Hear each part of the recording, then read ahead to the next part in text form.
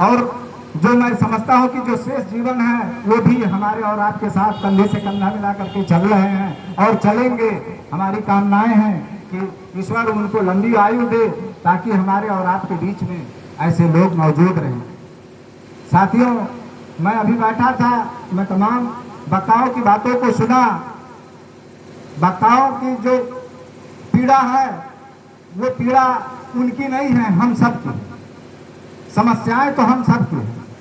फर्क ये है कि कोई अपनी समस्या को लेकर के अपने घरों और बिस्तरों में सो रहा है, तो कोई ऐसा है जो उस समस्या को अपने ब्लॉक, जिले और तहसीलों पे पहुंचाने का और लड़ने का काम करता है। ये कौन करता है? ईमानदारी से बताएं। लोग तो अवसर पे आते हैं और चले जाते हैं, लेकिन संगठन ये ऐसा है किसान यूनियन का, जो दिन रात निस्वार्थ, बिना किसी भेदभाव के, बिना किसी स्वार्थ के अपना सब कुछ, समय, धन, हर चीज दे करके हमारी और आपकी लड़ाई लड़ते हैं। और दुर्भाग्य इस बात का है कि जो हमारे अपने किसान भाई हैं वो अपने पंचायतों में बैठना पसंद नहीं करते हैं। तो अगर ऐसा नहीं होगा तो हमारे समस्याओं का हल नहीं होगा। यकीन मानिए, ये संख्या अगर दिन प्रतिदिन घटती जाएगी तो हमारी आवाज कैसे वहां तक पहुंचेगी? नहीं पहुंचेगी। मैं आपको एक बात बताऊं, बहुजन के एक नेता थे माननीय काशीराम साहब। उन्होंने कहा था कि अगर सदन में आपकी संख्या ना हो, सदन के अंदर अगर आपकी संख्या ना हो तो कोई बात नहीं, लेकिन सदन के बाहर इतनी संख्या कर दो कि सदन में बैठे हुए लोगों के कानों तक आपकी आवाज जाए। ये क्यों कहते थे?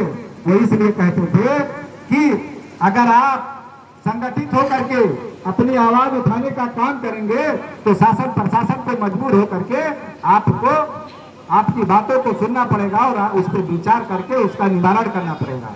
इसलिए संगठित होना बहुत जरूरी है। साथियों, अभी हमारे वक्ताओं ने कहा कि हमारा जो मुद्दा है, यहाँ जो पंचायत करने का मेन उद्देश्य था इस चौराहे पे, वो यही था कि इस रोड के अगल बगल जो झाड़ियां हैं उसको लेकर के प्रशासन को अवगत कराएंगे, ताकि आए दिन जो घटनाएं हो रही हैं हमारे और आपके घरों के बीच के नौजवान साथी, बुजुर्ग, तमाम लोग उस जो घटना के शिकार हो रहे हैं, उस घटनाओं को रोकने के लिए सोचिए कितनी अच्छी सोच है।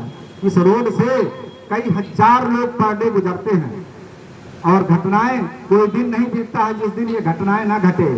दुर्भाग्य इस बात का है कि क्या ये जो चीजें जो लोगों को सदनों में उठाना चाहिए, आज हम अपने गांव में उठा रहे हैं, अपने मोहल्ले में उठा रहे हैं। इससे बड़ा और क्या दुर्भाग्य हो सकता है? क्यों? क्योंकि मैंने पहले भी कहा कि जो स्वार्थी लोग होंगे वो आएंगे अवसर पे और समाज को ठग लेंगे, चले जाएंगे।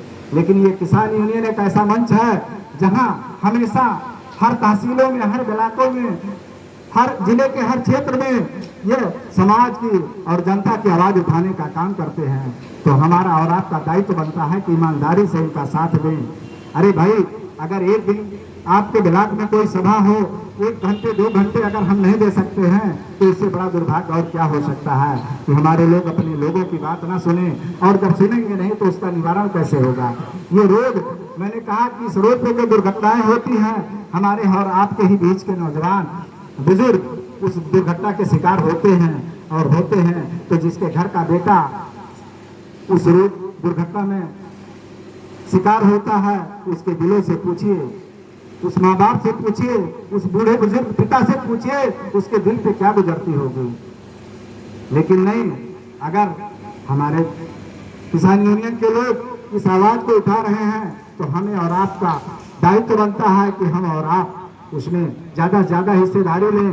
अगर आज ना सुनेंगे तो आने वाले कल में हम फिर दोबारा पुनः अपने सभाओं के माध्यम से लोगों को जगाएंगे, बताएंगे कि देखिए, अगर आज नहीं सुने तो कल सुनेंगे। सुनना तो पड़ेगा, क्योंकि संविधान ने मौलिक अधिकार जो हमें और आपको दिया है उसका उपयोग, अगर जिस दिन हमारे भारत के लोग अपने मौलिक अधिकार के बारे में समझ जाएंगे, अपने अधिकारों के बारे में समझ जाएंगे, अपने आप सब कुछ परिवर्तित हो जाएगा।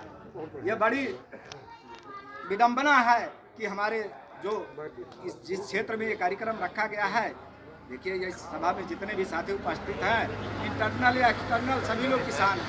मैंने इसलिए ये शब्द कहा कि अगर कोई ऐसा भाई भी है जिसके पास खुद की अपनी भूमि नहीं है, लेकिन इसी किसान भाइयों की भूमि के माध्यम से वो जीविका चलाने के लिए 1 बीघा 2 बीघा खेती जरूर करता है, तो वो भी उसी श्रेणी में है। तो समस्याएं तो सबकी हैं, लेकिन अफसोस इस बात का है कि जो बड़े लोग हैं, जो संपन्न लोग हैं, उन्हें हमारे और आपके दुखों, हमारी पीड़ा से उन्हें कोई मतलब नहीं। उन्हें तो अपने ऐशो आराम, अपने महलों का सुख सुविधा से ही मतलब है, हमारी आपकी पीड़ा से नहीं मतलब है। लेकिन कोई बात नहीं, हमें और आपको इस चीज़ों से विचलित नहीं होना है। हमें और आपको इस संगठन के माध्यम से अपनी आवाज़ को प्रखर तरीके से, जोरदार तरीके से शासन प्रशासन को अवगत कराना है। अगर मानेंगे बातों से ठीक है, नहीं मानेंगे तो उसका दूसरा रूप भी हमारे पास है। बस खाली जरूरत है तो हमें और आपको एकत्रित होने की। और मैं निवेदन करूंगा कि जब भी अपने ब्लॉक में, अपने ज़िले में, अपने तहसीलों में जब भी बड़े कार्यक्रम हों तो चढ़ बढ़ के हिस्सा लें, ताकि आने वाले समय में ये जो हिटलरशाही राज्य है, जो हमारे आपकी आवाज़ों को दबाने का काम करते हैं, इनके कानों तक जब हमारी आवाज़ें जाएंगी, हमारी लाठियाँ चटकेंगी, हमारी टोपियाँ, हमारे बिल्ले, हमारे झंडे दिखेंगे, तो मजबूर होकर के हमारी और आपकी आवाज़ को सुनेंगे, समझेंगे और उसका निवारण अवश्य करेंगे, करना पड़ेगा। क्योंकि अगर नहीं करेंगे तो जाहिर सी बात है, वो जानते हैं ये झुंड जो है ये मामूली झुंड नहीं है, ये बहुत मजबूत झुंड है। और इस झुंड का भारत जब से देश आज़ाद हुआ और जब तक रहेगा, अभी तक आप लोगों ने देखा होगा वर्तमान सरकार के खिलाफ हम लोगों की आवाज़ जिस तरीके से पहुंची है, आज़ादी से आज तक किसी ने उस तरीके से पहुंचाया नहीं। सरकार को अगर घुटने टेके, सरकार अगर हमारे आपके किसान भाइयों के पैरों के नीचे घुटने टेकी तो ये किसान यूनियन की देन है, ये बात छुपी नहीं है, ये कोरी सच्चाई है। इतना बड़ा आंदोलन हुआ, आज तक तमाम आंदोलन हुआ, लेकिन सरकारों के कानों में जू नहीं रहेंगे। लेकिन एक किसान यूनियन का एक ऐसा आंदोलन हुआ जिसमें सरकार को मजबूर होकर के, भले उस लड़ाई में देखिए कुछ पाने के लिए कुछ खोना पड़ता है। हमारे तमाम भाई, हमारे तमाम साथी, हमारे तमाम जिम्मेदार लोग शहीद भी हुए, तमाम ऐसी यातनाएं झेली, लेकिन नहीं, हमारे लोग अपने विश्वास के साथ, ईमानदारी के साथ जुड़े रहे और नतीजा रहा कि सरकार को मजबूरन झुकना पड़ा। तो मैं आप लोगों से निवेदन करूंगा, अभी तमाम वक्ता साथी हैं हम लोगों के बीच में आएंगे, अपनी बात रखेंगे। बस मेरा आप सबसे यही निवेदन है कि ये अपनी खुद की हमारी लड़ाई है। अगर इस लड़ाई को वास्तव में जन्मीन तरीके से लड़ना चाहते हो तो सहयोग के रूप में कुछ ना दीजिए, लेकिन अपना मूल्यवान 1 घंटा 2 घंटा समय जरूर दीजिए। और जब आएंगे तभी ये समस्याओं का समाधान किया जा सकता है। तो मैं अपनी वाणी को विराम दूंगा। जय जवान, जय किसान, भारतीय संविधान जिंदाबाद।